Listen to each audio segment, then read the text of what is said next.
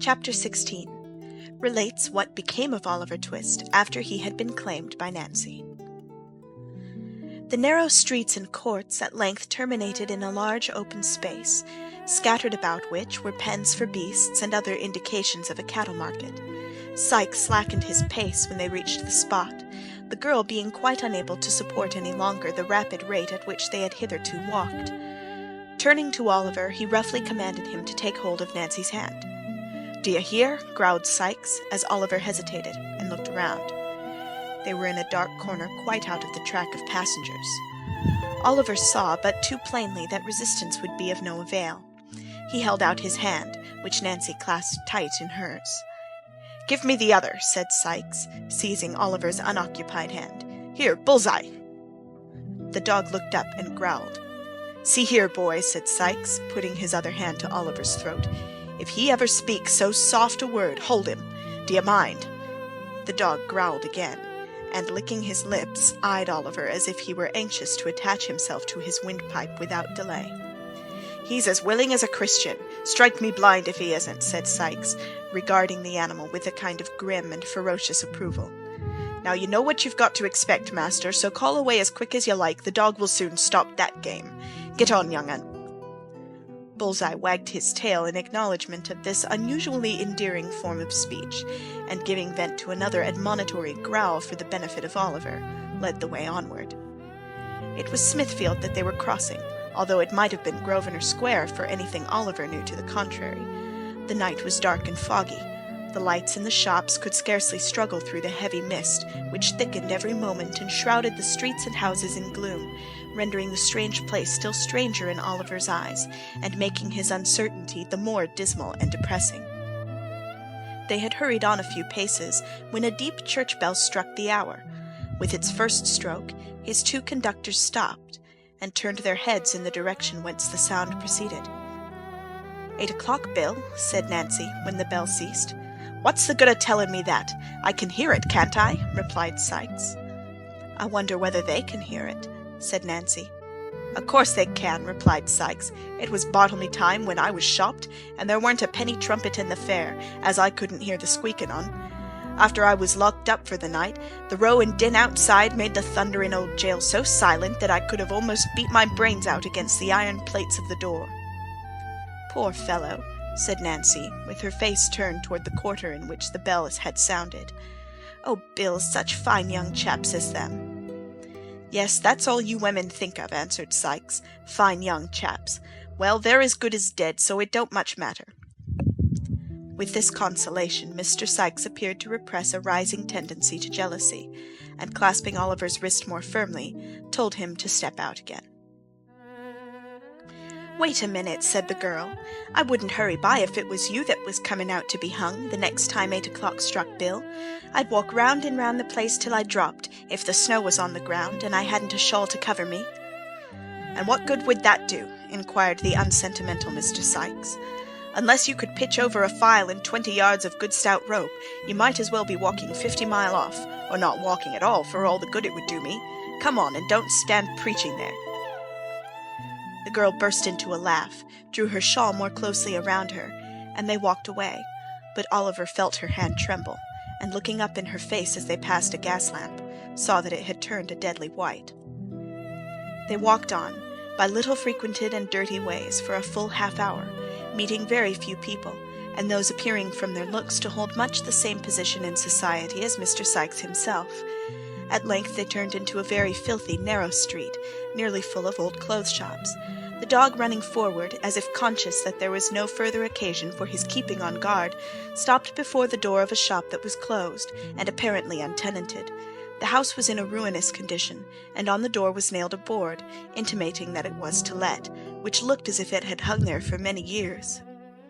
"All right," cried Sikes, glancing cautiously about. Nancy stooped below the shutters, and Oliver heard the sound of a bell.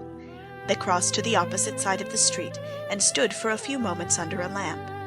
A noise, as if a sash window was gently raised, was heard, and soon afterwards the door softly opened.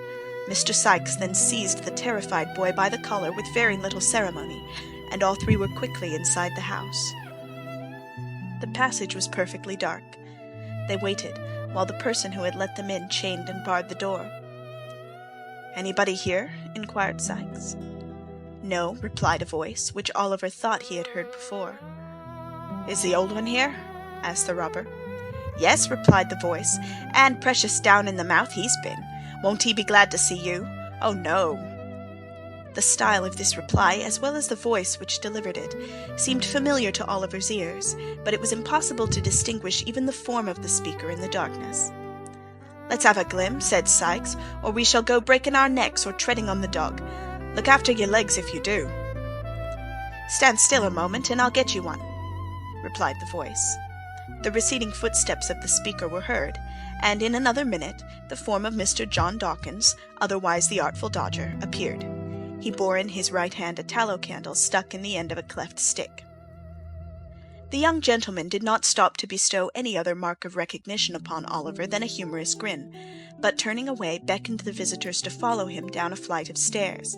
They crossed an empty kitchen, and opening the door of a low, earthy-smelling room, which seemed to have been built in a small backyard, were received with a shout of laughter. "Oh, my wig, my wig!" cried Mr. Charles Bates, from whose lungs the laughter had proceeded. "Here he is! Oh, cry, here he is! Oh, Fagin, look at him! Fagin, do look, I can't bear it! It's such a jolly game, I can't bear it! Hold me, somebody, while I laugh it out!" With this irrepressible ebullition of mirth, Master Bates laid himself flat on the floor, and kicked convulsively for 5 minutes in an ecstasy of facetious joy.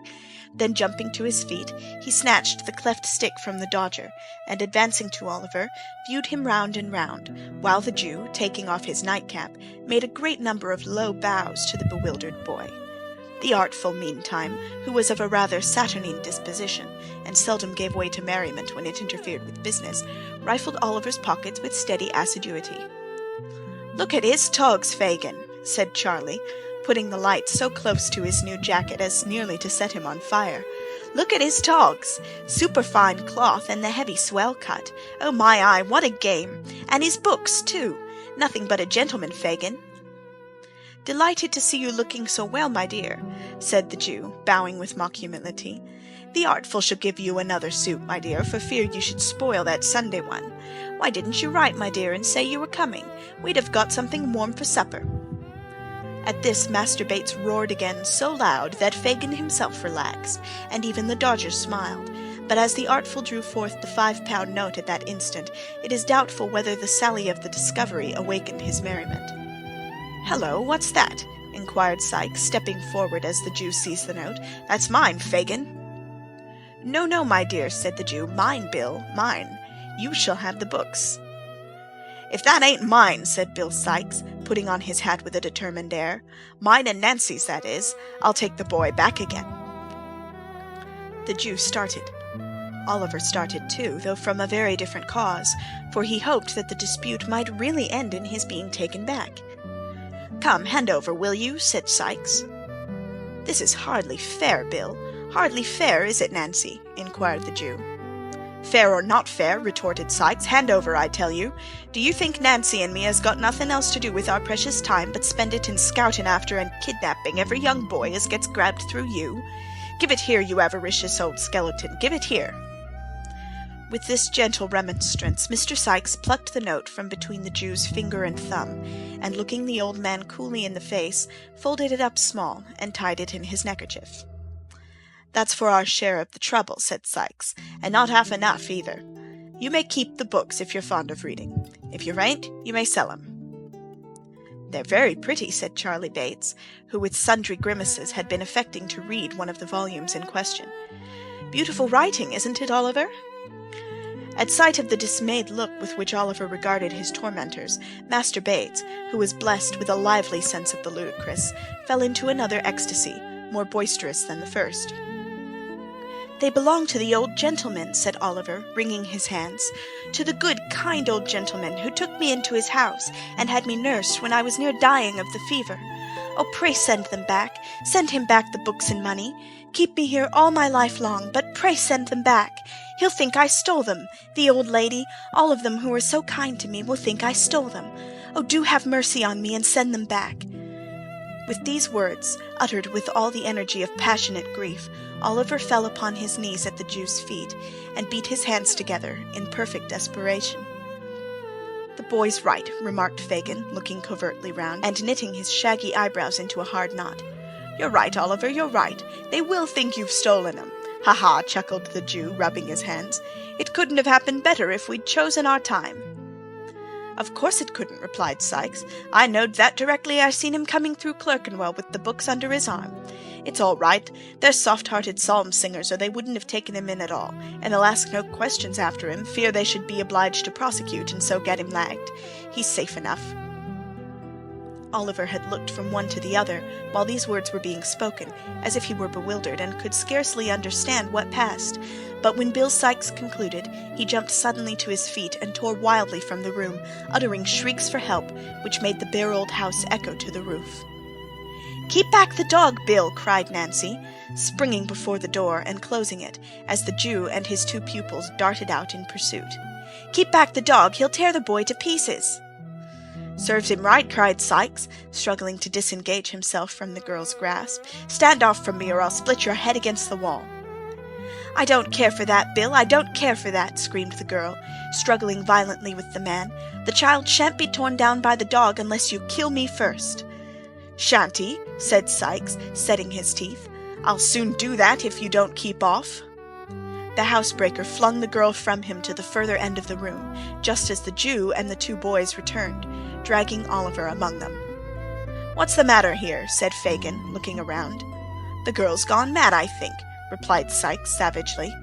"No, she hasn't," said Nancy, pale and breathless from the scuffle. "No, she hasn't, Fagin, don't think it." "Then keep quiet, will you?" said the Jew, with a threatening look. "No, I won't do that neither," replied Nancy, speaking very loud. "Come, what do you think of that?"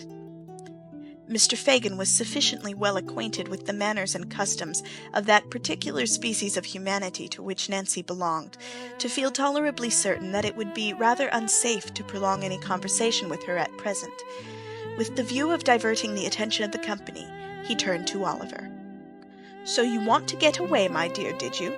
said the Jew, taking up a jagged and knotted club which lay in a corner of the fireplace. Oliver made no reply, but he watched the Jew's motions and breathed quickly.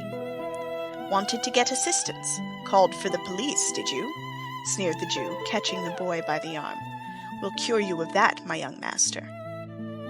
The Jew inflicted a smart blow on Oliver's shoulders with the club, and was raising it for a second, when the girl, rushing forward, wrested it from his hand.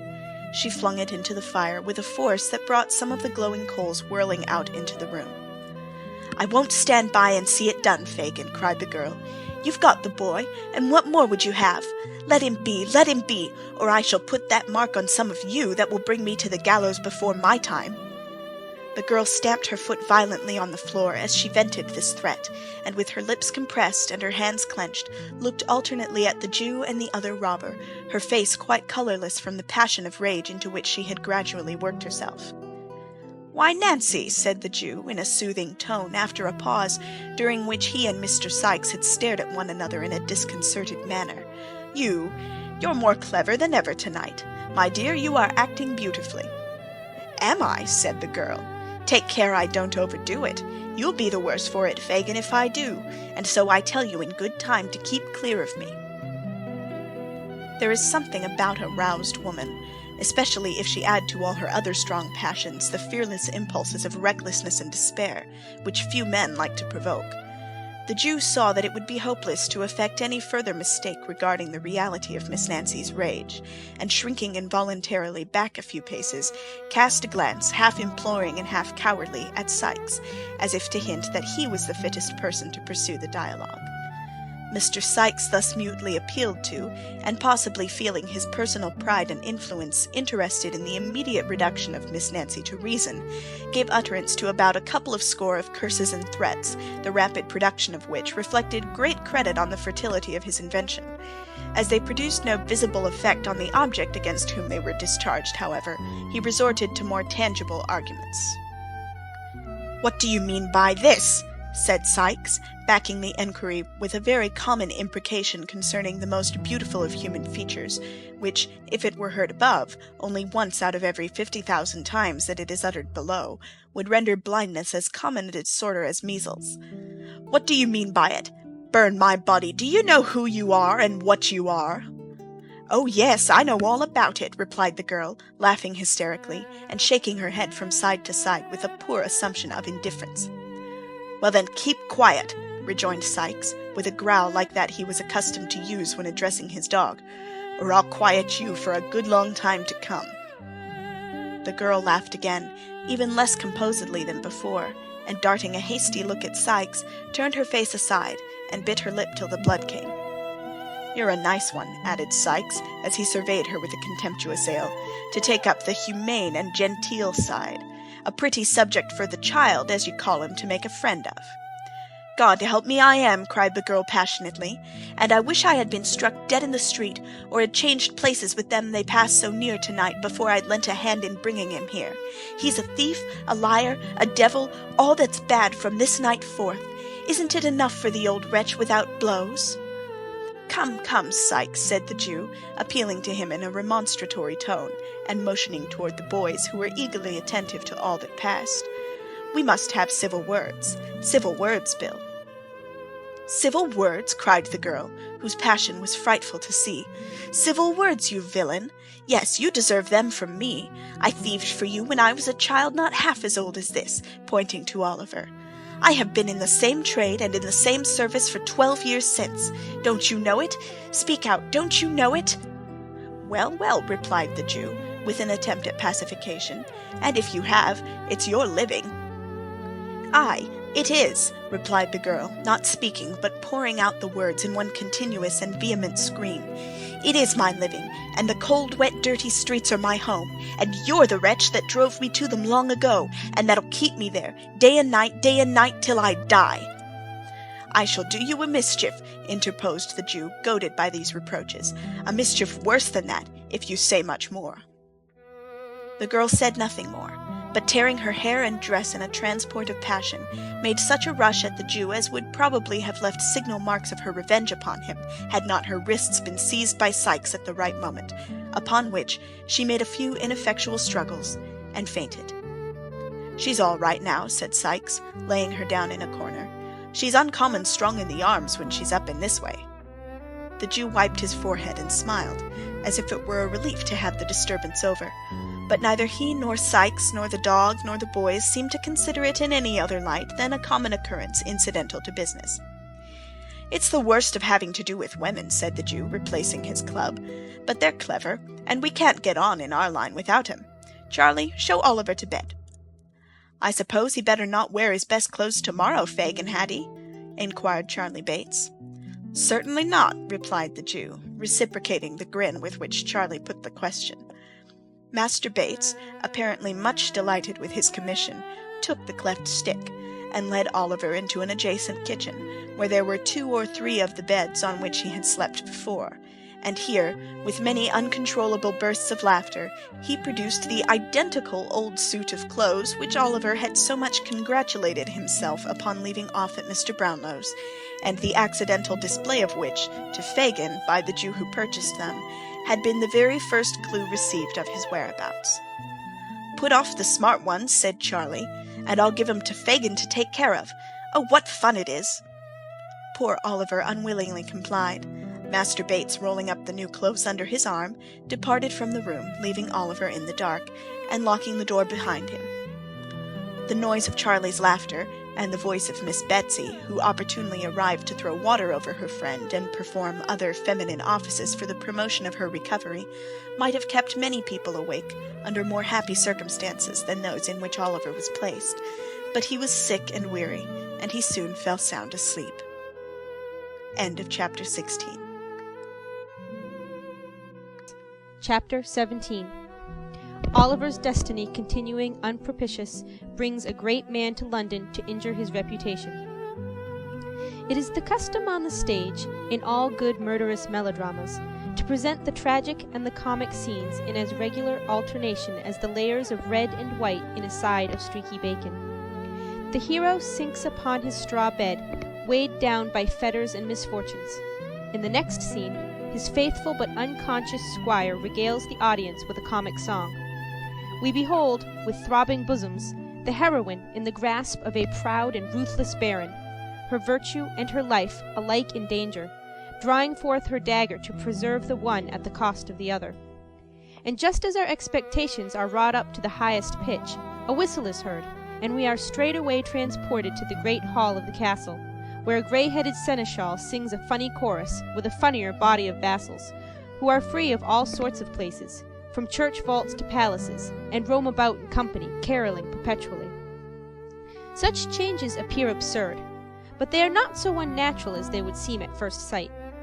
The transitions in real life from well-spread boards to deathbeds, and from mourning weeds to holiday garments, are not a whit less startling. Only there we are busy actors, instead of passive lookers-on, which makes a vast difference. The actors in the mimic life of the theatre are blind to violent transitions and abrupt impulses of passion or feeling, which, presented before the eyes of mere spectators, are at once condemned as outrageous and preposterous. As sudden shiftings of scene and rapid changes of time and place are not only sanctioned in books by long usage, but are by many considered as the great art of authorship, an author's skill in his craft being, by such critics, chiefly estimated with relation to the dilemmas in which he leaves his characters at the end of every chapter. This brief introduction to the present one may perhaps be deemed unnecessary. If so, let it be considered a delicate intimation on the part of the historian that he is going back to the town in which Oliver Twist was born, the reader taking it for granted that there are good and substantial reasons for making the journey, or he would not be invited to proceed upon such an expedition. Mr. Bumble emerged at early morning from the workhouse gate, and walked with portly carriage and commanding steps up the High Street. He was in the full bloom and pride of beetlehood. His cocked hat and coat were dazzling in the morning sun. He clutched his cane with the vigorous tenacity of health and power. Mr. Bumble always carried his head high, but this morning it was higher than usual. There was an abstraction in his eye, an elevation in his air, which might have warned an observant stranger that thoughts were passing in the beadle's mind too great for utterance. Mr. Bumble stopped not to converse with the small shopkeepers and others who spoke to him deferentially as he passed along. He merely returned their salutations with a wave of his hand, and relaxed not in his dignified pace until he reached the farm where Mrs. Mann tended the infant paupers with parochial care. "Drat that beetle!" said Mrs. Mann, hearing the well-known shaking at the garden gate. "If it isn't him with this time in the morning! Lauk, Mr. Bumble! Only think of its being you! Well, dear me, it is a pleasure, this is! Come into the parlour, sir, please." The first sentence was addressed to Susan, and the exclamations of delight were uttered to Mr. Bumble as the good lady unlocked the garden gate and showed him, with great attention and respect, into the house. "Mrs. Mann," said Mr. Bumble, not sitting upon or dropping himself into a seat, as any common jackanapes would, but letting himself gradually and slowly into a chair. "Mrs. Mann, ma'am, good morning." "Well, and good morning to you, sir," replied Mrs. Mann with many smiles. "And hoping to find yourself well, sir." "So, Mrs. Mann," replied the beetle. "A parochial life is not a bed of roses, Mrs. Mann." "Ah, that it isn't, Mr. Bumble," rejoined the lady. And all the infant paupers might have chorused the rejoinder with great propriety if they had heard it. "A parochial life, ma'am," continued Mr. Bumble, striking the table with his cane, "is a life of worrit and vexation and hardihood. But all public characters, as I must say, must suffer prosecution." Mrs. Mann, not very well knowing what the beetle meant, raised her hands with a look of sympathy and sighed. "Ah, well you may sigh, Mrs. Mann," said the beetle. Finding she had done right, Mrs. Mann sighed again, evidently to the satisfaction of the public character, who, repressing a complacent smile by looking sternly at his cocked hat, said, "Mrs. Mann, I am a-going to London." "Look, Mr. Bumble!" cried Mrs. Mann, starting back. "To London, ma'am," resumed the inflexible beetle. "By coach. I and 2 paupers, Mrs. Mann. A legal action is a-coming on about a settlement, and the board has appointed me, Mrs. Mann, to depose to the matter before the quarter sections at Clerkenwell, And I very much question," added Mr. Bumble, drawing himself up, "whether the Clerkenwell Sessions will not find themselves in the wrong box before they have done with me." "Oh, you mustn't be too hard on them, sir," said Mrs. Mann coaxingly. "The Clerkenwell Sessions have brought it upon themselves, ma'am," replied Mr. Bumble. "And if the Clerkenwell Sessions find they may come off rather worse than they expected, the Clerkenwell Sessions have only themselves to thank." There was so much determination and depth of purpose about the menacing manner in which Mr. Bumble delivered himself of these words, that Mrs. Mann appeared quite awed by them. At length she said, "You're going by coach, sir? I thought it was always usual to send them papas in carts." "That's when they're ill, Mrs. Mann," said the beadle. "We put the sick paupers into open carts in the rainy weather, to prevent their taking cold." "Oh," said Mrs. Mann. "The opposition coach contracts for these two, and takes them cheap," said Mr. Bumble. "They are both in a very low state, and we find it would come 2 pounds cheaper to move 'em than to bury 'em. That is, if we can throw 'em upon another parish, which I think we shall be able to do, if they don't die upon the road to spite us. Ha, ha, ha!" When Mr. Bumble had laughed a little while, his eyes again encountered the cocked hat, and he became grave. "We are forgetting business, ma'am," said the beadle. "Here is your parochial stipend for the month." Mr. Bumble produced some silver money rolled up in paper from his pocket-book, and requested a receipt, which Mrs. Mann wrote. "It's very much blotted, sir," said the farmer of infants, "but it's formal enough, I dare say. I thank you, Mr. Bumble, sir. I'm very much obliged to you, I'm sure." Mr. Bumble nodded blandly in acknowledgment of Mrs. Mann's curtsy, and inquired how the children were. "Bless their dear little hearts," said Mrs. Mann with emotion. "They're as well as can be, the dares. Of course, except the 2 that died last week, and little Dick." "Isn't that boy no better?" inquired Mr. Bumble. Mrs. Mann shook her head. "He's an ill-conditioned, vicious, bad-disposed parochial child, that," said Mr. Bumble angrily. "Where is he?" "I'll bring him to you in 1 minute, sir," replied Mrs. Mann. "Here, you, Dick." After some calling, Dick was discovered. Having had his face put under the pump and dried upon Mrs. Mann's gown, he was led into the awful presence of Mr. Bumble, the beadle. The child was pale and thin. His cheeks were sunken, and his eyes large and bright. The scanty parish dress, the livery of his misery, hung loosely on his feeble body, and his young limbs had wasted away like those of an old man. Such was the little being who stood trembling beneath Mr. Bumble's glance, not daring to lift his eyes from the floor, and dreading even to hear the beadle's voice. "Can't you look at the gentleman, you obstinate boy?" said Mrs. Mann. The child meekly raised his eyes, and encountered those of Mr. Bumble. "What's the matter with you, parochial Dick?" inquired Mr. Bumble, with well-timed jocularity. "Nothing, sir," replied the child faintly. "I should think not," said Mrs. Mann, who had of course laughed very much at Mr. Bumble's humor. "You want for nothing, I'm sure." "I should like," faltered the child. "Day," interposed Mrs. Mann. "I suppose you're going to say you do want for something now. Why, you little wretch." "Stop, Mrs. Mann, stop," said the beadle, raising his hand with a show of authority. "Like what, sir, eh?" "I should like," faltered the child, "if somebody that can write would put a few words down for me on a piece of paper, and fold it up and seal it, and keep it for me after I am laid in the ground." "Why, what does the boy mean?" exclaimed Mr. Bumble, on whom the earnest manner and wan aspect of the child had made some impression, accustomed as he was to such things. "What do you mean, sir?" "I should like," said the child, "to leave my dear love to poor Oliver Twist, and to let him know how often I have sat by myself and cried, to think of his wandering about in the dark nights with nobody to help him.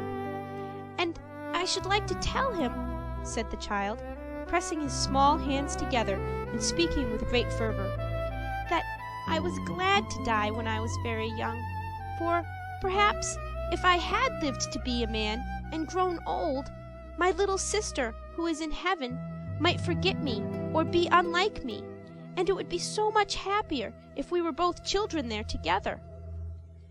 Mr. Bumble surveyed the little speaker from head to foot with indescribable astonishment, and turning to his companion said, "They're all in one story, Mrs. Mann. That audacious Oliver has demoggalized them all." "I couldn't believe it, sir," said Mrs. Mann, holding up her hands and looking malignantly at Dick. "I never see such a hardened little wretch." "Take him away, ma'am," said Mr. Bumble imperiously. "This must be stated to the board, Mrs. Mann." "I hope the gentleman will understand it isn't my fault, sir," said Mrs. Mann, whimpering pathetically. "They shall understand that, ma'am. They shall be acquainted with the true state of the case," said Mr. Bumble. "There, take him away. I can't bear the sight on him." Dick was immediately taken away, and locked up in the coal cellar. Mr. Bumble shortly afterwards took himself off to prepare for his journey. At 6 o'clock next morning, Mr. Bumble, having exchanged his cocked hat for a round one, and encased his person in a blue greatcoat with a cape to it, took his place on the outside of the coach, accompanied by the criminals whose settlement was disputed, with whom, in due course of time, he arrived in London. He experienced no other crosses on the way than those which originated in the perverse behavior of the two paupers, who persisted in shivering and complaining of the cold, in a manner which, Mr. Bumble declared, caused his teeth to chatter in his head, and made him feel quite uncomfortable, although he had a greatcoat on. Having disposed of these evil-minded persons for the night, Mr. Bumble sat himself down in the house at which the coach stopped, and took a temperate dinner of steaks, oyster sauce, and porter. Putting a glass of hot gin and water on the chimney-piece, he drew his chair to the fire, and with sundry moral reflections on the too prevalent sin of discontent and complaining, composed himself to read the paper. The very first paragraph upon which Mr. Bumble's eye rested was the following advertisement: 5 guineas reward, whereas a young boy named Oliver Twist absconded or was enticed on Thursday evening last from his home at Pentonville, and has not since been heard of. The above reward will be paid to any person who will give such information as will lead to the discovery of the said Oliver Twist, or tend to throw any light upon his previous history, in which the advertiser is, for many reasons, warmly interested. And then followed a full description of Oliver's dress, person, appearance, and disappearance, with the name and address of Mr. Brownlow at full length. Mr. Bumble opened his eyes, read the advertisement slowly and carefully through several times, and in something more than 5 minutes was on his way to Pentonville, having actually, in his excitement, left the glass of hot gin and water untasted. "Is Mr. Brownlow at home?" inquired Mr. Bumble of the girl who opened the door. To this inquiry the girl returned the not uncommon but rather evasive reply of, "I don't know. Where do you come from?" Mr. Bumble no sooner uttered Oliver's name in explanation of his errand than Mrs. Bedwin, who had been listening at the parlor door, hastened into the passage in a breathless state. "Come in," said the old lady. "I knew we should hear of him. Poor dear, I knew we should. I was certain of it. Bless his heart, I said so all along." Having said this, the worthy old lady hurried back into the parlor again, and seating herself on a sofa, burst into tears. The girl, who was not quite so susceptible, had run upstairs meanwhile, and now returned with a request that Mr. Bumble would follow her immediately, which he did. He was shown into the little back study, where sat Mr. Brownlow and his friend Mr. Grimwig, with decanters and glasses before them. The latter gentleman at once burst into the exclamation, "A beadle! A parish beadle, or I'll eat my hat!" "Pray, don't interrupt just now," said Mr. Brownlow. "Take a seat, will you?" Mr. Bumble sat himself down, quite confounded by the oddity of Mr. Grimwig's manner. Mr. Brownlow moved the lamp so as to obtain an uninterrupted view of the beadle's countenance, and said, with a little impatience, "Now, sir, you come in consequence of having seen the advertisement?" "Yes, sir," said Mr. Bumble. "And you are a beadle, are you not?" inquired Mr. Grimwig. "I am a parochial beadle, gentlemen," rejoined Mr. Bumble proudly. "Of course," observed Mr. Grimwig, aside to his friend, I knew he was a beetle all over." Mr. Brownlow gently shook his head to impose silence on his friend, and resumed, "Do you know where this poor boy is now?" "No more than nobody," replied Mr. Bumble. "Well, what do you know of him?" inquired the old gentleman. "Speak out, my friend, if you have anything to say. What do you know of him?" "You don't happen to know any good of him, do you?" said Mr. Grimwig, caustically, after an attentive perusal of Mr. Bumble's features. Mr. Bumble, catching at the inquiry very quickly, shook his head with portentous solemnity. "You see," said Mr. Grimwig, looking triumphantly at Mr. Brownlow. Mr. Brownlow looked apprehensively at Mr. Bumble's pursed-up countenance, and requested him to communicate what he knew regarding Oliver in as few words as possible. Mr. Bumble put down his hat, unbuttoned his coat, folded his arms, inclined his head in a retrospective manner, and, after a few moments' reflection, commenced his story. It would be tedious if given in the beetle's words, occupying as it did some 20 minutes in the telling, but the sum and substance of it was, that Oliver was a foundling, born of low and vicious parents, that he had, from his birth, displayed no better qualities than treachery, ingratitude, and malice, that he had terminated his brief career in the place of his birth by making a sanguinary and cowardly attack on an unoffending lad, and running away in the night-time from his master's house. In proof of his really being the person he represented himself, Mr. Bumble laid upon the table the papers he had brought to town. Folding his arms again, he then awaited Mr. Brownlow's observations. "I fear it is all too true," said the old gentleman sorrowfully, after looking over the papers. "This is not much for your intelligence, but I would gladly have given you treble the money if it had been favorable to the boy." It is not improbable that if Mr. Bumble had been possessed of this information at an earlier period of the interview, he might have imparted a very different coloring to his little history. It was too late to do it now, however, so he shook his head gravely, and pocketing the 5 guineas, withdrew. Mr. Brownlow paced the room to and fro for some minutes, evidently so much disturbed by the beetle's tale that even Mr. Grimwig forbore to vex him further. At length he stopped and rang the bell violently. "Mrs. Bedwin," said Mr. Brownlow, when the housekeeper appeared, "that boy Oliver is an impostor." "It can't be, sir! It cannot be!" said the old lady energetically. "I tell you he is," retorted the old gentleman. "What do you mean by can't be? We have just heard a full account of him from his birth, and he has been a thorough-paced little villain all his life." "I never will believe it, sir," replied the old lady firmly. "Never." "You old women never believe anything but quack doctors and lying storybooks," growled Mr. Grimwig. "I knew it all along. Why didn't you take my advice in the beginning? You would if he hadn't had a fever. I suppose, eh? He was interesting, wasn't he? Interesting. Bah!" And Mr. Grimwig poked the fire with a flourish. "He was a dear, grateful, gentle child, sir," retorted Mrs. Bedwin indignantly. "I know what children are, sir, and I have done these 40 years, and people can't say the same, shouldn't say anything about them. That's my opinion." This was a hard hit at Mr. Grimwig, who was a bachelor. As it extorted nothing from that gentleman but a smile, the old lady tossed her head and smoothed down her apron preparatory to another speech, when she was stopped by Mr. Brownlow. "Silence!"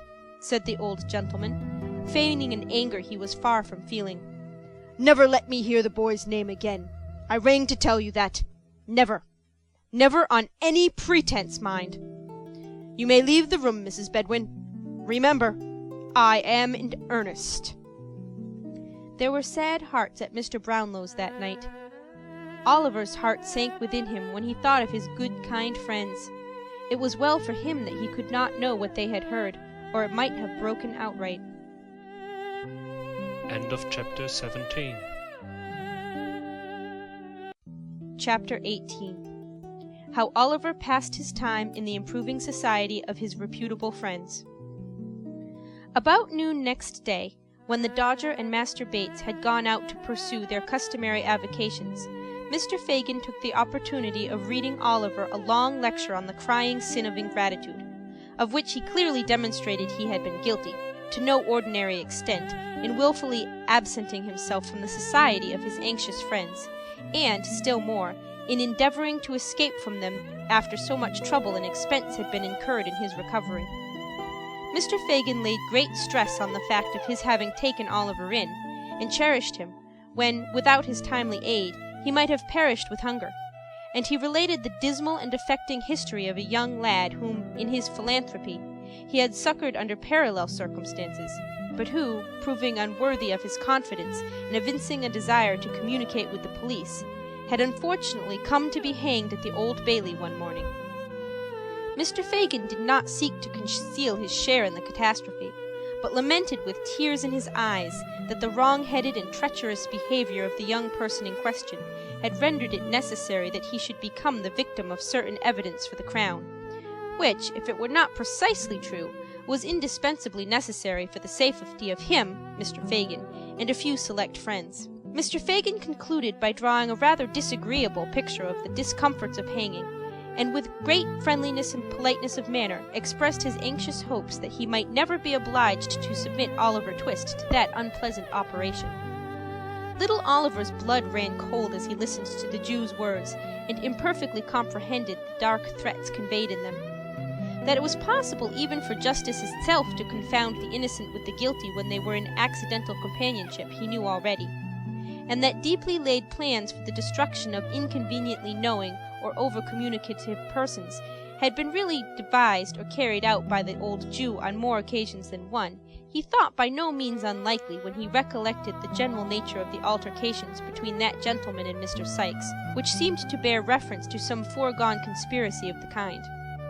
As he glanced timidly up and met the Jew's searching look, he felt that his pale face and trembling limbs were neither unnoticed nor unrelished by that wary old gentleman.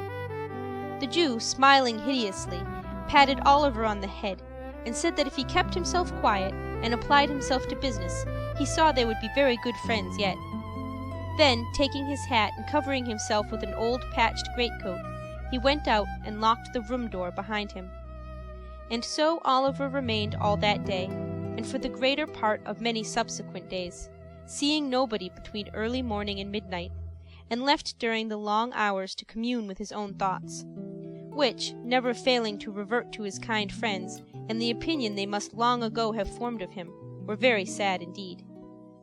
After the lapse of a week or so, the Jew left the room door unlocked, and he was at liberty to wander about the house.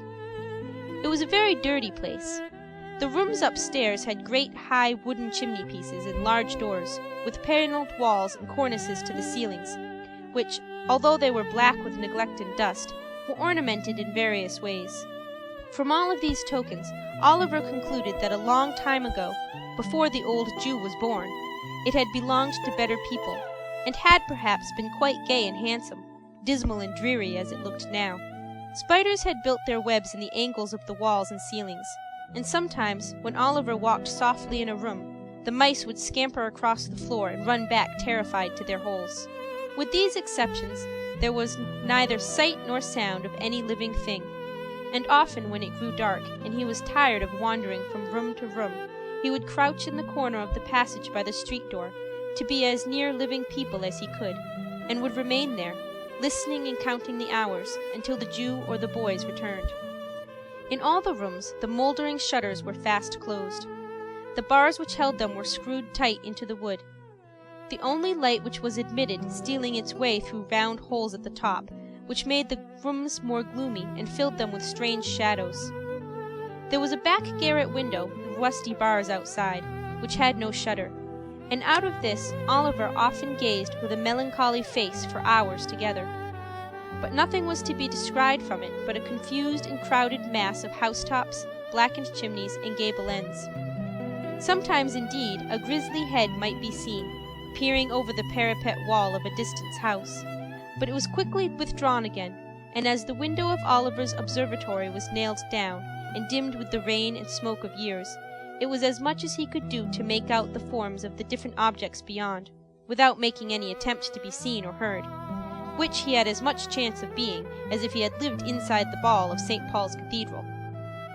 One afternoon, the Dodger and Master Bates being engaged out that evening, the first-named young gentleman took it into his head to evince some anxiety regarding the decoration of his person. To do him justice, this was by no means an habitual weakness with him, and with this end and aim, he condescendingly commanded Oliver to assist him in his toilet straightway. Oliver was but too glad to make himself useful, too happy to have some faces, however bad, to look upon, too desirous to conciliate those about him when he could honestly do so, to throw any objection in the way of this proposal.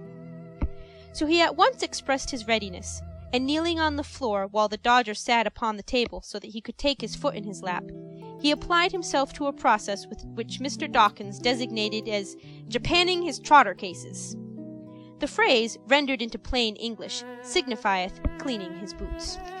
Whether it was the sense of freedom and independence which a rational animal may be supposed to feel when he sits on a table in an easy attitude smoking a pipe, swinging one leg carelessly to and fro, and having his boots cleaned all the time, without even the past trouble of having taken them off, or the prospective misery of putting them on, to disturb his reflections, or whether it was the goodness of the tobacco that soothed the feelings of the Dodger, or the mildness of the beer that mollified his thoughts, he was evidently tinctured for the nonce with a spice of romance and enthusiasm foreign to his general nature.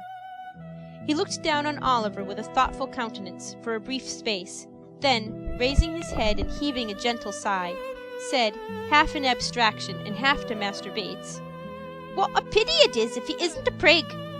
"Ah," said Master Charles Bates, "he don't know what's good for him." The Dodger sighed again and resumed his pipe, as did Charlie Bates. They both smoked for some seconds in silence. "I think I know that," replied Oliver, looking up. "It's a You're one, are you not?" inquired Oliver, checking himself. "I am," replied the Dodger. "I'd scorn to be anything else." Mr. Dawkins gave his hat a ferocious cock after delivering this sentiment, and looked at Master Bates as if to denote that he would feel obliged by his saying anything to the contrary. "I am," repeated the Dodger. "So's Charlie. So's Fagin. So's Sykes. So's Nancy. So's Bet. So we all are, down to the dog, and he's the downiest one of the lot." "And the least giving to preaching," added Charlie Bates. "He wouldn't so much as bark in a witness box for fear of committing himself. No, not if you tied him up in one and left him there without wittles for a fortnight," said the Dodger. "Not a bit of it," observed Charlie. "He's a rum dog. Don't he look fierce at any strange cove that laughs or sings when he's in company?" pursued the Dodger. "Won't he growl at all when he hears a fiddle playing? And don't he hate other dogs as ain't of his breed? Oh, no." "He's an out-and-out Christian," said Charlie. This was merely intended as a tribute to the animal's abilities, but it was an appropriate remark in another sense, if Master Bates had only known it. For there are a good many ladies and gentlemen claiming to be out-and-out Christians, between whom and Mr. Sykes' dog there exist strong and singular points of resemblance. "Well, well," said the Dodger, recurring to the point from which they had strayed, with that mindfulness of his profession which influenced all his proceedings, "this hasn't got anything to do with young Grain here." "No more it has," said Charlie. "Why don't you put yourself under Fagin, Oliver?" "And make your fortune out of hand," added the Dodger, with a grin. "And so be able to retire on your next property, and do the genteel as I mean to, in the very next leap year, but 'fore that ever comes, and the 42nd Tuesday in Trinity week," said Charlie Bates. "I don't like it," rejoined Oliver timidly. "I wish they would let me go. I would rather go."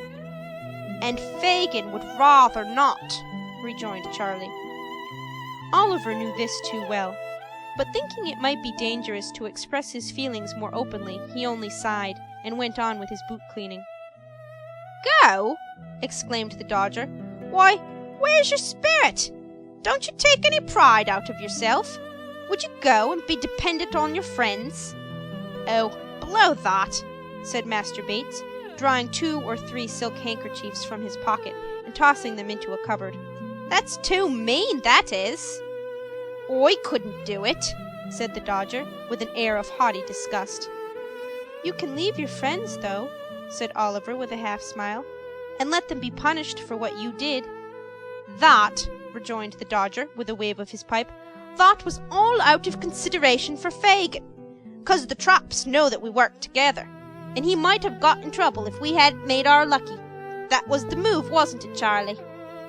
Master Bates nodded assent, and would have spoken, but the recollection of Oliver's flight came so suddenly upon him that the smoke he was inhaling got entangled with a laugh, and went up into his head and down into his throat, and brought on a fit of coughing and stamping about 5 minutes long. Look here, said the Dodger, drawing forth a handful of shillings and halfpence. Here's a jolly life. What's the odds where it comes from? Here, catch hold. There's plenty more where they were took from. You won't you? Ah, you precious flat. It's naughty, ain't it, Oliver? Inquired Charlie Bates. He'll come to be scrogged, won't he? I don't know what that means, replied Oliver. Something in this way, old feller, said Charlie.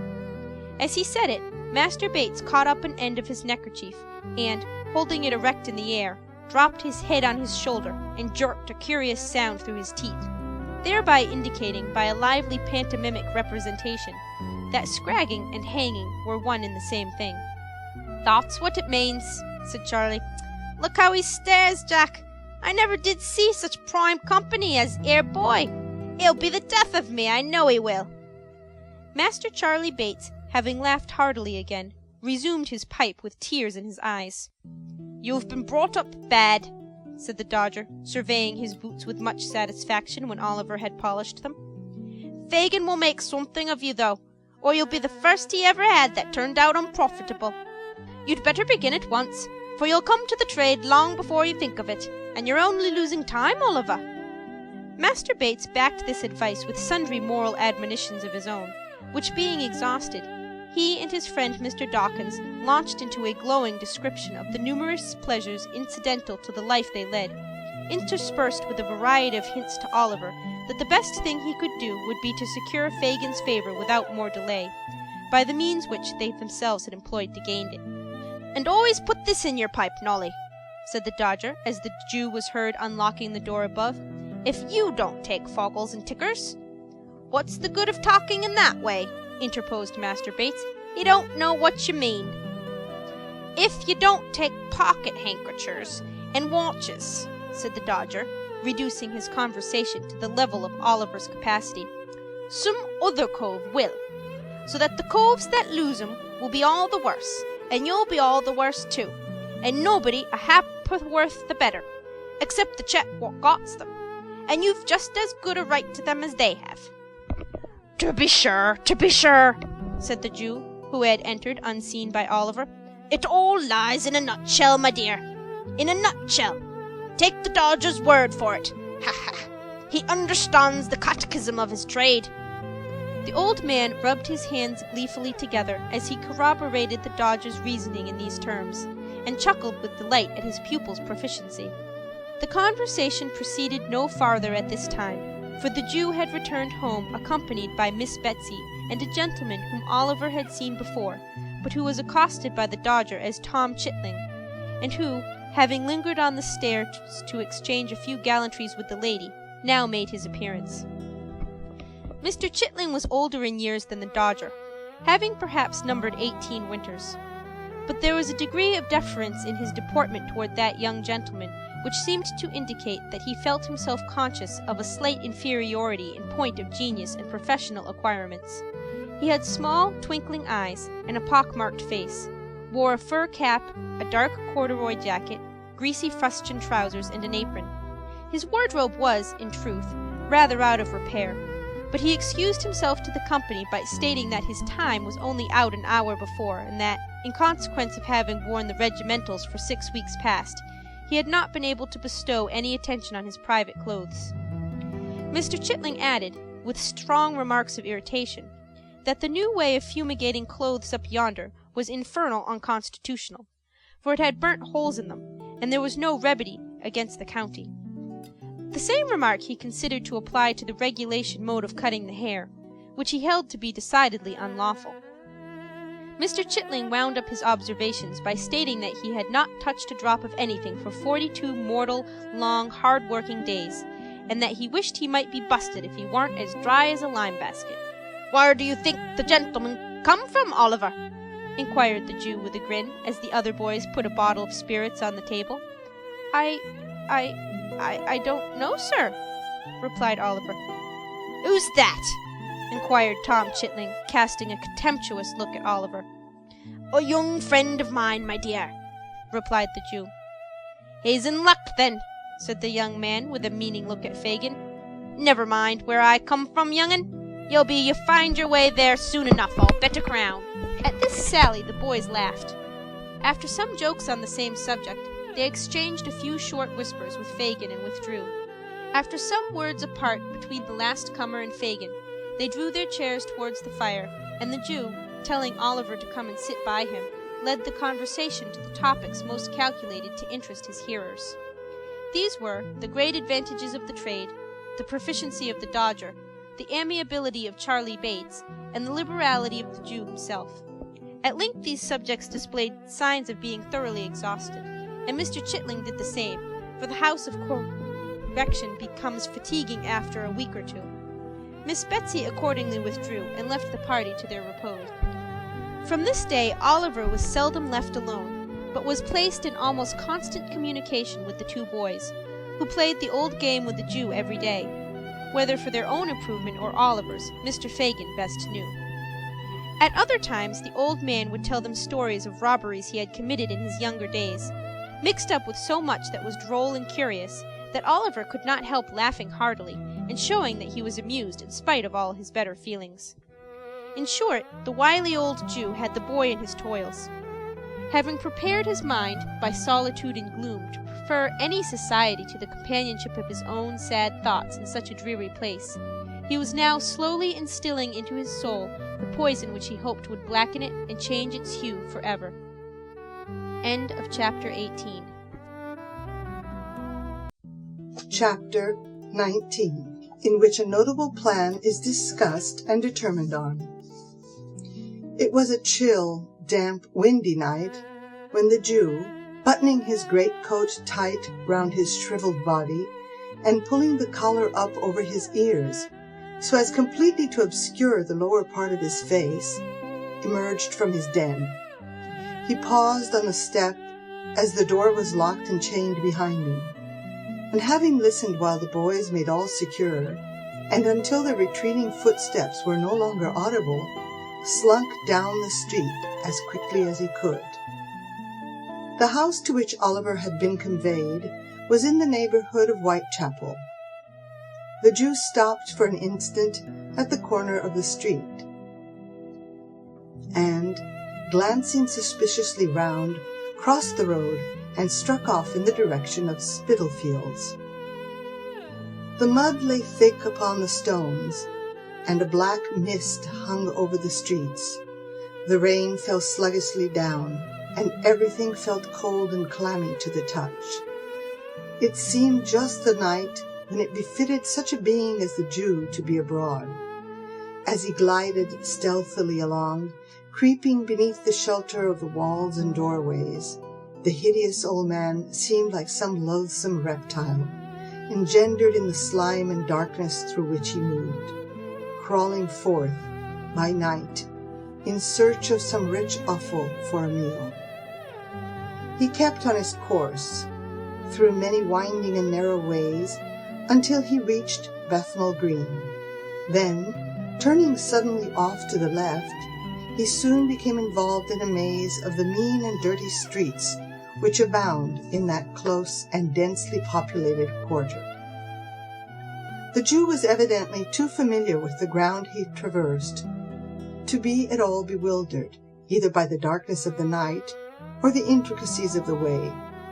He hurried through several alleys and streets, and at length turned into one, lighted only by a single lamp at the farther end. At the door of a house in this street he knocked. Having exchanged a few muttered words with the person who opened it, he walked upstairs. A dog growled as he touched the handle of a room door, and a man's voice demanded who was there. "Only me, Bill, only me, my dear," said the Jew, looking in. "Bring in your body, then," said Sikes. "Lie down, you stupid brute. Don't you know the devil when he's got a greatcoat on?" Apparently the dog had been somewhat deceived by Mr. Fagin's outer garment, for as the Jew unbuttoned it and threw it over the back of a chair, he retired to the corner from which he had risen, wagging his tail as he went, to show that he was as well satisfied as it was in his nature to be. "Well," said Sikes. "Well, my dear," replied the Jew. "Ah, Nancy!" The latter recognition was uttered with just enough of embarrassment to imply a doubt of its reception, for Mr. Fagin and his young friend had not met since she had interfered in behalf of Oliver. All doubts upon the subject, if he had any, were speedily removed by the young lady's behavior. She took her feet off the fender, pushed back her chair, and bade Fagin draw up his, without saying more about it, for it was a cold night, and no mistake. "It is cold, Nancy dear," said the Jew, as he warmed his skinny hands over the fire. "It seems to go right through one," added the old man, touching his side. "It must be a piercer if it finds its way through your heart," said Mr. Sikes. "Give him something to drink, Nancy. Burn my body, make haste. It's enough to turn a man ill, to see his lean old carcass shivering in that way, like an ugly ghost just rose from the grave." Nancy quickly brought a bottle from the cupboard, in which there were many, which, to judge from the diversity of their appearance, were filled with several kinds of liquids. Sikes, pouring out a glass of brandy, bade the Jew drink it off. "Quite enough, quite, thank ye, Bill," replied the Jew, putting down the glass after just setting his lips to it. "What? You're afraid of our getting the better of you, are you?"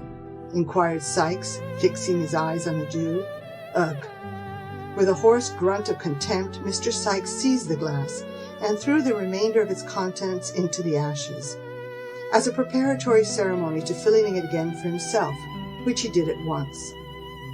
The Jew glanced around the room as his companion tossed down the second glassful, not in curiosity, for he had seen it often before, but in a restless and suspicious manner habitual to him. It was a meanly furnished apartment, with nothing but the contents of the closet to induce the belief that its occupier was anything but a working man, and with no more suspicious articles displayed to view than 2 or 3 heavy bludgeons which stood in a corner, and a life-preserver that hung over the chimney-piece. "There," said Sikes, smacking his lips. "Now I'm ready." "For business?" inquired the Jew. "For business," replied Sikes. "So say what you've got to say." "About the crib at Chertsey, Bill," said the Jew, drawing his chair forward and speaking in a very low voice.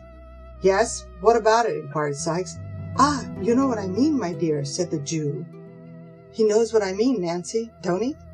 "No, he don't," sneered Mr. Sikes, "or he won't, and that's the same thing. Speak out and call things by their right names. Don't sit there winking and blinking and talking to me in hints as if you weren't the very first that thought about the robbery. What do you mean?" "Hush, Bill, hush," said the Jew, who had in vain attempted to stop this burst of indignation. "Somebody will hear us, my dear. Somebody will hear us." "Let 'em hear," said Sikes. "I don't care." But as Mr. Sikes did care, on reflection, he dropped his voice as he said the words and grew calmer. "There, there," said the Jew coaxingly. "It was only my caution, nothing more. Now, my dear, about that crib at Chertsey. When is it to be done, Bill, huh? When is it to be done?" "Such plate, my dear, such plate," said the Jew, rubbing his hands and elevating his eyebrows in a rapture of anticipation. "Not at all," replied Sikes coldly. "Not to be done at all?" echoed the Jew, leaning back in his chair. "No, not at all," rejoined Sikes. "At least it can't be a put-up job as we expected." "Then it hasn't been properly gone about," said the Jew, turning pale with anger. "Don't tell me." "But I will tell you," retorted Sikes. "Who are you that's not to be told? I tell you that Toby Crackit has been hanging about the place for a fortnight, and he can't get one of the servants in line." "Do you mean to tell me, Bill," said the Jew, softening as the other grew heated, "that neither of the 2 men in the house can be got over?" "Yes, I do mean to tell you so," replied Sikes. "The old lady has had 'em these 20 years, and if you were to give 'em £500, they wouldn't be in it." But do you mean to say, my dear, remonstrated the Jew, that the women can't be got over? Not a bit of it, replied Sikes. Not by Flash Toby Crackit, said the Jew incredulously. Think what women are, Bill.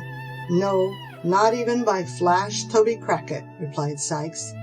He said he's worn sham whiskers and a canary waistcoat the whole blessed time he's been loitering down there, and it's all of no use. You should have tried mustachios and a pair of military trousers, my dear, said the Jew. So he did, rejoined Sikes, and they warn't of no more use than the other plant. The Jew looked blank at this information. After ruminating for some minutes with his chin sunk on his breast, he raised his head and said with a deep sigh that if Flash Toby Crackit reported aright, he feared the game was up.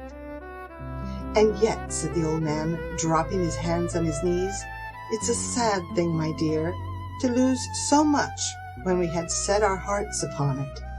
So it is, said Mr. Sikes. Worse luck.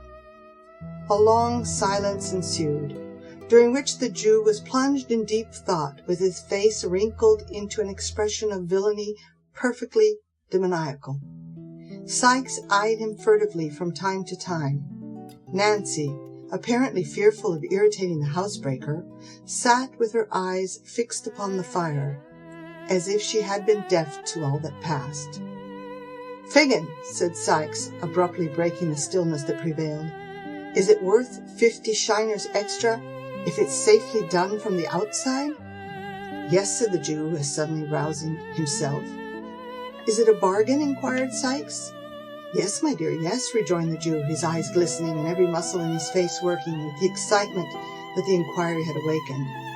Then, said Sikes, thrusting aside the Jew's hand with some disdain, let it come off as soon as you like. Toby and me were over the garden wall the night afore last, sounding the panels of the door and shutters, the cribs barred up at night like a jail. But there's one part we can crack, safe and softly. Which is that, Bill? Asked the Jew eagerly. Why, whispered Sikes, as you cross the lawn. Yeah, said the Jew, bending his head forward with his eyes almost starting out of it. Umph, cried Sikes, stopping short, as the girl, scarcely moving her head, looked suddenly round and pointed for an instant to the Jew's face. Never mind which part it is. You can't do it without me, I know, but it's best to be on the safe side when one deals with you. As you like, my dear, as you like, replied the Jew. Is there no help wanted but yours and Toby's? None, said Sikes, except a centre bit and a boy. The first we've both got. The second you must find us. A boy, exclaimed the Jew. Oh, then it's a panel, eh? Never mind what it is, replied Sikes. I want a boy, and he mustn't be a big un. Lord, said Mr. Sikes reflectively, if I'd only got that young boy of Ned, the chimbley sweeper's. He kept him small on purpose, and let him out by the job. But the father gets lagged, and then the Juvenile Delinquent Society comes and takes the boy away from a trade where he was earning money, teaches him to read and write, and in time makes a prentice of him. And so they go on, said Mr. Sikes, his wrath rising with the recollection of his wrongs. And so they go on, and if they've got money enough, which it's a providence they haven't, we shouldn't have half a dozen boys left in the whole trade in a year or two. No more we should, acquiesced the Jew, who had been considering during this speech, and had only caught the last sentence. Bill. What now? Inquired Sikes. The Jew nodded his head towards Nancy, who was still gazing at the fire, and intimated by a sign that he would have her told to leave the room. Sikes shrugged his shoulders impatiently, as if he thought the precaution unnecessary, but complied, nevertheless, by requesting Miss Nancy to fetch him a jug of beer. You don't want any beer, said Nancy, folding her arms and retaining her seat very composedly. I tell you I do, replied Sikes. Nonsense, rejoined the girl coolly. Go on, Fagin. I know what he's going to say, Bill. He needn't mind me. The Jew still hesitated. Sikes looked from one to the other in some surprise. Why, you don't mind the old girl, do you, Fagin? He asked at length. You've known her long enough to trust her, or the devil's in it. She ain't one to blab, are you, Nancy? I should think not, replied the young lady, drawing her chair up to the table and putting her elbows upon it. No, no, my dear, I know you're not, said the Jew, but... And again the old man paused. But what? Inquired Sikes. I didn't know whether she mightn't perhaps be out of sorts. You know, my dear, as she was the other night, replied the Jew. At this confession, Miss Nancy burst into a loud laugh, and swallowing a glass of brandy, shook her head with an air of defiance, and burst into sundry exclamations of, "Keep the game a-goin', never say die," and the like. These seemed to have the effect of reassuring both gentlemen, for the Jew nodded his head with a satisfied air, and resumed his seat, as did Mr. Sikes likewise. "Now, Fagin," said Nancy with a laugh, "tell Bill at once about Oliver." "Ha! You're a clever one, my dear, the sharpest girl I ever saw," said the Jew, patting her on the neck. "It was about Oliver I was going to speak, sure enough. Ha, ha, ha!" "What about him?" demanded Sikes. "He's the boy for you, my dear," replied the Jew in a hoarse whisper, laying his finger on the side of his nose and grinning frightfully. "Heh!" exclaimed Sikes. "Have him, Bill," said Nancy. "I would, if I was in your place. He mayn't be so much up as any of the others, but that's not what you want. And if he's only to open a door for you, depend upon it, he's a safe one, Bill." "I know he is," rejoined Fagin. "He's been in good training these last few weeks, and it's time he began to work for his bread. Besides, the others are all too big." "Well, he is just the size I want," said Mr. Sikes, ruminating. "And we'll do everything you want, Bill, my dear," interposed the Jew. "He can't help himself. That is, if you frighten him enough." "Frighten him," echoed Sikes. "It'll be no sham frightening, mind you. If there's anything queer about him, when we once get into the work, in for a penny, in for a pound. You won't see him alive again, Fagin. Think of that before you send him. Mark my words," said the robber, poising a crowbar which he had drawn from under the bedstead. "I've thought of it all," said the Jew with energy. I've had my eye upon him, my dears. Close, close. Once let him feel that he is one of us. Once fill his mind with the idea that he has been a thief, and he's ours. Ours for his life. Oh, it couldn't have come about better. The old man crossed his arms upon his breast, and drawing his head and shoulders into a heap, literally hugged himself for joy. "Ours," said Sikes. "Yours, you mean." "Perhaps I do, my dear," said the Jew with a shrill chuckle. "Mine, if you like, Bill." "And what?" said Sikes, scowling fiercely on his agreeable friend. "What makes you take so much pains about one chalk-faced kid, when you know there are 50 boys snoozing about Common Garden every night, as you might pick and choose from?" "Because they're of no use to me, my dear," replied the Jew, with some confusion. "Not worth the taking. Their looks come victim when they get into trouble, and I lose 'em all. With this boy, properly managed, my dears, I could do what I couldn't with 20 of them. Besides," said the Jew, recovering his self-possession, "he has us now if he could only give us leg bail again. And he must be in the same boat with us. Never mind how he came there. It's quite enough for my power over him that he was in a robbery. That's all I want. Now, how much better this is than being obliged to put the poor little boy out of the way, which would be dangerous, and we should lose by it beside." "When is it to be done?" asked Nancy, stopping some turbulent exclamation on the part of Mr. Sikes, expressive of the disgust with which he received Fagin's affectation of humanity. "Ah, to be sure," said the Jew. "When is it to be done, Bill?" "I planned with Toby the night after tomorrow," rejoined Sikes in a surly voice, "if he heard nothing from me to the contrary." "Good," said the Jew. "There's no moon." "No," rejoined Sikes. "It's all arranged about bringing off the swag, is it?" asked the Jew. Sikes nodded. "And about—" It's all planned," rejoined Sikes, interrupting him. "Never mind particulars. You'd better bring the boy here tomorrow night. I shall get off the stone an hour after daybreak. Then you hold your tongue and keep the melting pot ready, and that's all you'll have to do." After some discussion, in which all three took an active part, it was decided that Nancy should repair to the Jew's next evening when the night had set in, and bring Oliver away with her. Fagin craftily observing that if he evinced any disinclination to the task, he would be more willing to accompany the girl who had so recently interfered in his behalf than anybody else. It was also solemnly arranged that poor Oliver should, for the purposes of the contemplated expedition, be unreservedly consigned to the care and custody of Mr. William Sikes, and further, that the said Sikes should deal with him as he thought fit, and should not be held responsible by the Jew for any mischance or evil that might be necessary to visit him. It being understood that, to render the compact in this respect binding, any representations made by Mr. Sikes on his return should be required to be confirmed and corroborated in all important particulars by the testimony of Flash Toby Crackit. These preliminaries adjusted, Mr. Sikes proceeded to drink brandy at a furious rate, and to flourish the crowbar in an alarming manner, yelling forth at the same time most unmusical snatches of song, mingled with wild execrations. At length, in a fit of professional enthusiasm, he insisted upon producing his box of housebreaking tools, which he had no sooner stumbled in with and opened for the purpose of explaining the nature and properties of the various implements it contained, and the peculiar beauties of their construction, than he fell over the box upon the floor and went to sleep where he fell. "Good night, Nancy," said the Jew, muffling himself up as before. "Good night."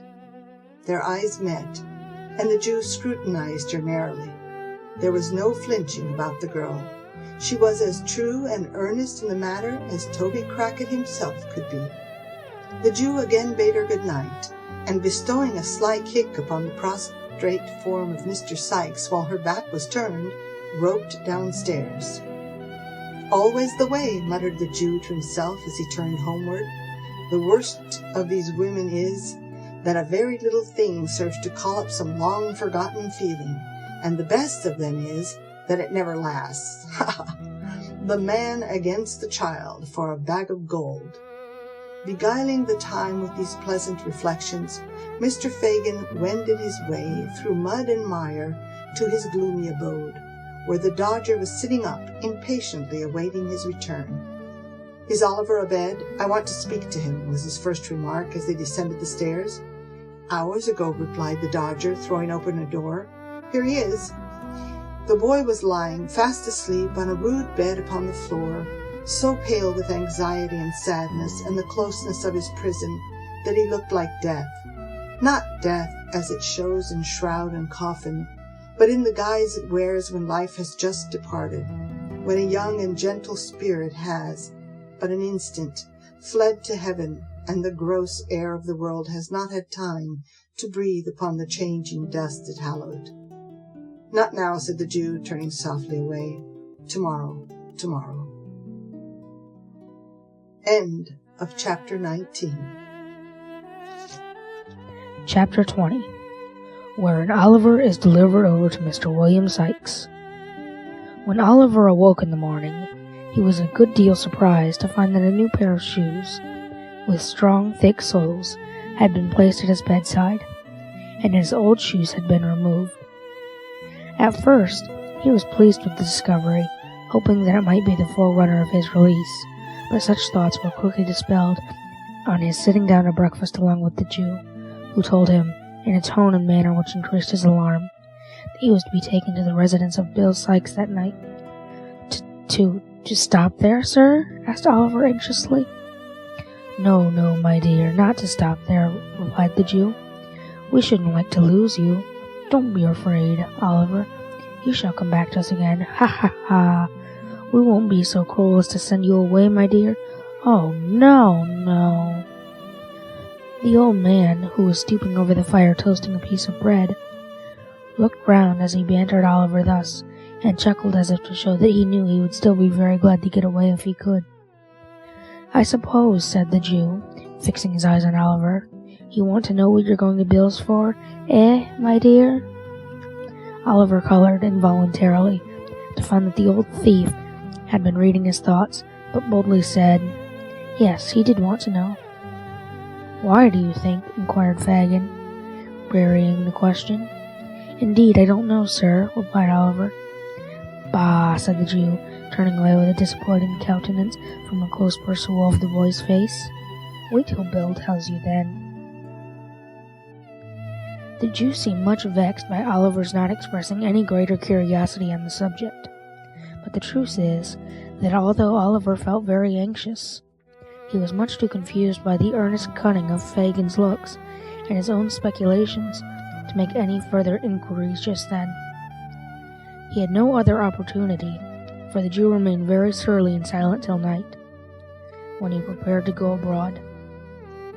You may burn one candle, said the Jew, putting one upon the table, and here's a book for you to read till they come to fetch you. Good night. Good night, replied Oliver softly. The Jew walked to the door, looking over his shoulder at the boy as he went. Suddenly stopping, he called him by his name. Oliver looked up. The Jew, pointing to the candle, motioned him to light it. He did so, and as he placed the candlestick upon the table, he saw that the Jew was gazing fixedly at him, with lowering and contracted brows, from the dark end of the room. Take heed, Oliver, take heed, said the old man, shaking his right hand before him in a warning manner. He's a rough man. He thinks nothing of blood when his own is up. Whatever falls out, say nothing and do what he bids you. Mind. Placing a strong emphasis on the last word, he suffered his features to gradually resolve themselves into a ghastly grin, and nodding his head, he left the room. Oliver leaned his head upon his hand when the old man disappeared, and pondered with a trembling heart on the words he had just heard. The more he thought of the Jew's admonition, the more he was at a loss to divine its real purpose and meaning.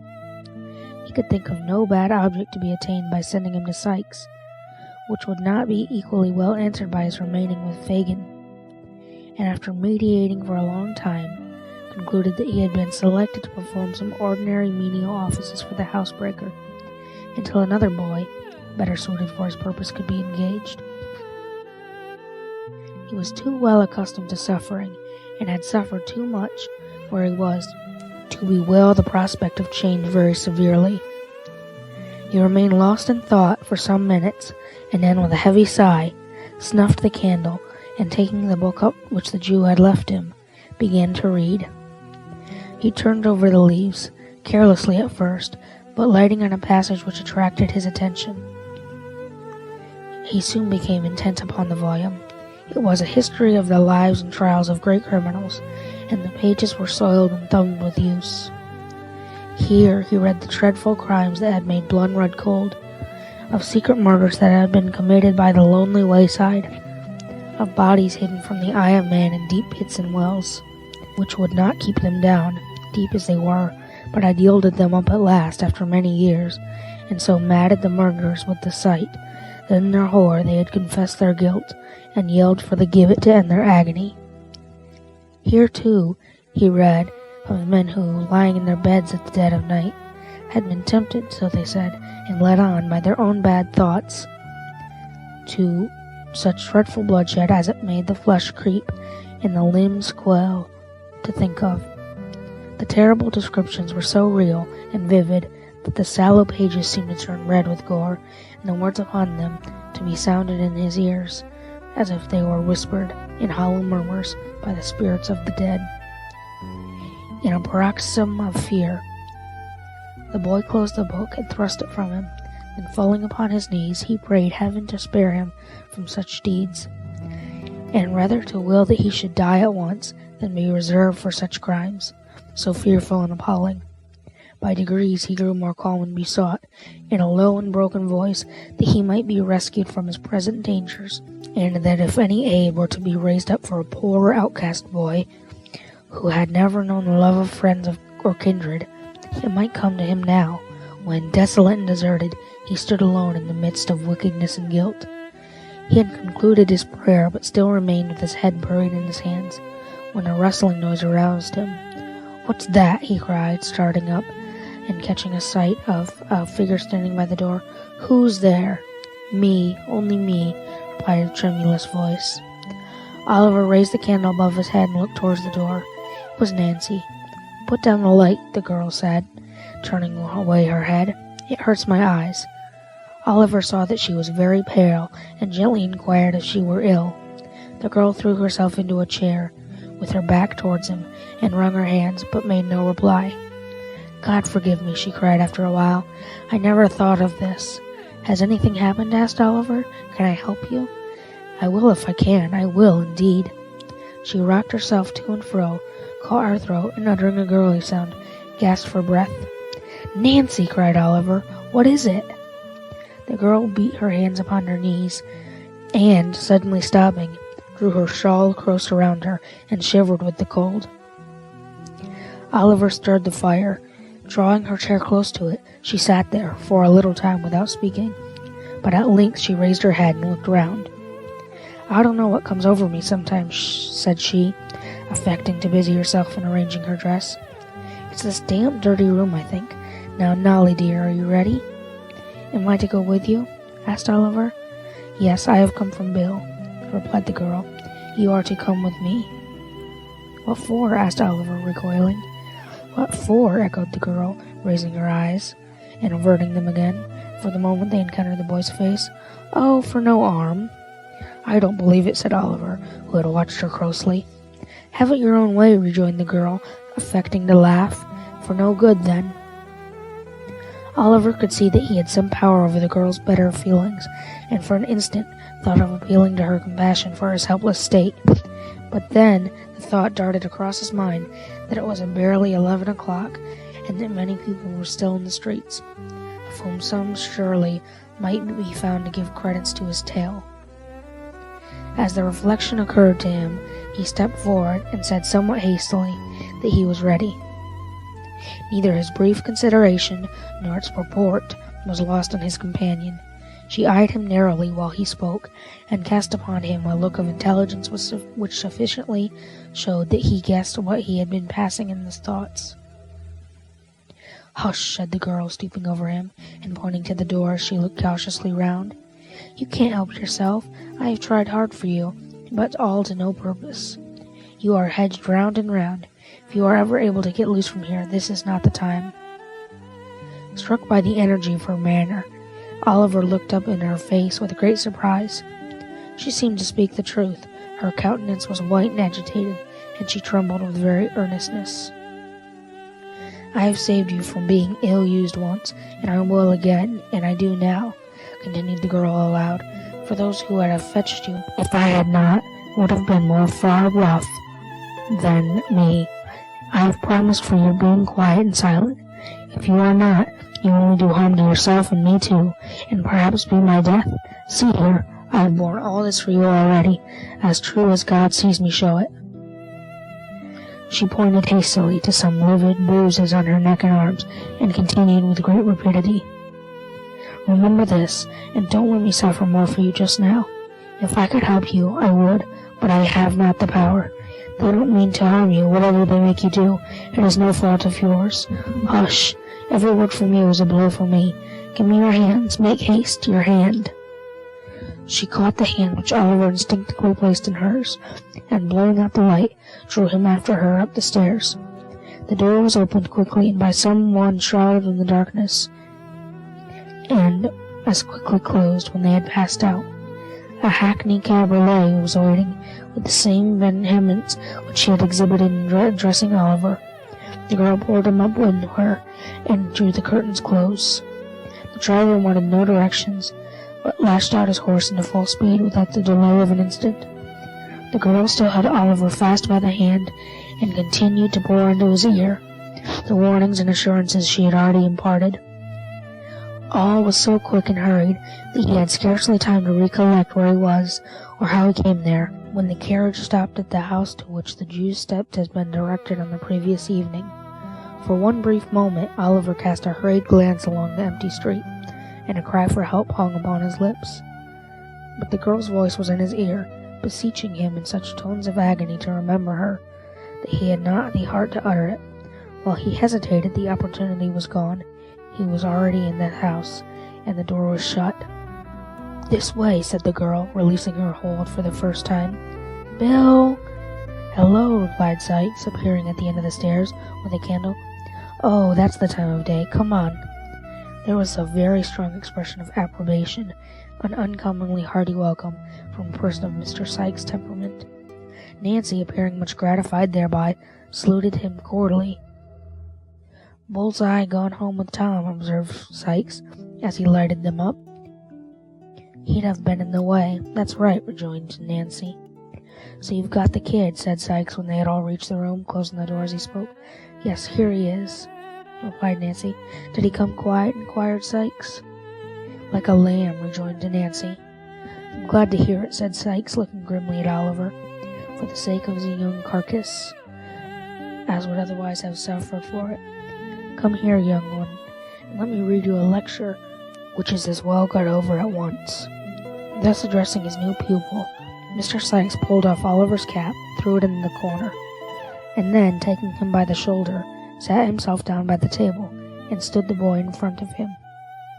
"Now first, do you know what this is?" inquired Sikes, taking up a pocket pistol which lay on the table. Oliver replied in the affirmative. "Well then, look here," continued Sikes. "This is powder, that here's a bullet, and this is a little bit of old hat for wadding." Oliver murmured his comprehension of the different bodies referred to, and Mr. Sikes proceeded to load the pistol with great nicety and deliberation. "Now it's loaded," said Mr. Sikes, when he had finished. "Yes, I see it is, sir," replied Oliver. "Well," said the robber, grasping Oliver's wrist, and putting the barrel so close to his temple that they touched, at which moment the boy could not repress a start, "if you speak a word when you're out of doors with me, except when I speak to you, that loading will be in your head without notice. So if you do make up your mind to speak without leave, say your prayers first." Having bestowed a scowl upon the object of this warning to increase its effect, Mr. Sikes continued, "As near as I know, there isn't anybody as would be asking very particular arter you, if you was disposed of, so I needn't take this devil no trouble to explain matters to you, if it wasn't for your own good. Do you hear me?" "The short and the long of what you mean," said Nancy, speaking very emphatically, and slightly frowning at Oliver as if to bespeak his serious attention to her words, "is that if you're crossed by him in this job you have on hand, you'll prevent his ever telling tales afterward, by shooting him through the head, and will take your chance of swinging for it, as you do for a great many other things in the way of business, every month of your life." "That's it," observed Mr. Sikes approvingly. "Women can always put things in fewest words, except when it's blowing up, and then they linkens it out. And now that he's thoroughly up to it, let's have some supper, and get a snooze before starting." In pursuance of this request, Nancy quickly laid the cloth, disappearing for a few minutes. She presently returned with a pot of porter, and a dish of sheep's heads, which gave occasion to several pleasant witticisms on the part of Mr. Sikes, founded upon the singular coincidence of Jemmy's being a canned name, common to them, and also to an ingenious implement much used in his profession.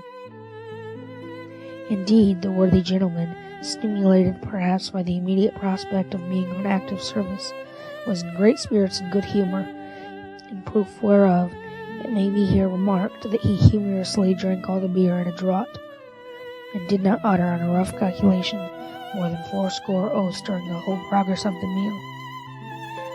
Supper being ended, it may be easily conceived that Oliver had no great appetite for it. Mr. Sikes disposed of a couple of glasses of spirits and water, and threw himself upon the bed, ordering Nancy, with many imprecations in case of failure, to call him at 5 precisely. Oliver stretched himself in his clothes, by a command of the same authority, on a mattress upon the floor, and the girl, mending the fire, sat before it in readiness to rouse them at the appointed time. For a long time Oliver lay awake, thinking it not impossible that Nancy might seek that opportunity of whispering some further advice. But the girl sat brooding over the fire, without moving, save now and then to trim the light. Weary with watching and anxiety, he at length fell asleep. When he awoke, the table was covered with tea things, and Sikes was thrusting various articles into the pockets of his greatcoat, which hung over the back of the chair. Nancy was busily engaged in preparing breakfast, It was not yet daylight, for the candle was still burning, and it was quite dark outside. A sharp rain, too, was beating against the window panes, and the sky looked black and cloudy. "Now then," growled Sikes, as Oliver started up. "5:30. Look sharp, or you'll get no breakfast, for it's late as it is." Oliver was not long in making his toilet. Having taken some breakfast, he replied to a surly inquiry from Sikes by saying that he was quite ready. Nancy, scarcely looking at the boy, threw him a handkerchief to tie round his throat. Sikes gave him a large rough cape to button over his shoulders. Thus attired, he gave his hand to the robber, who, merely pausing to show him with a menacing gesture he had the same pistol in the side pocket of his great coat, clasped it firmly in his, and exchanging a farewell with Nancy, led him away. Oliver turned, for an instant, when they reached the door, in the hope of meeting a look from the girl. But she had resumed her old seat in front of the fire, and sat perfectly motionless before it. End of chapter 20.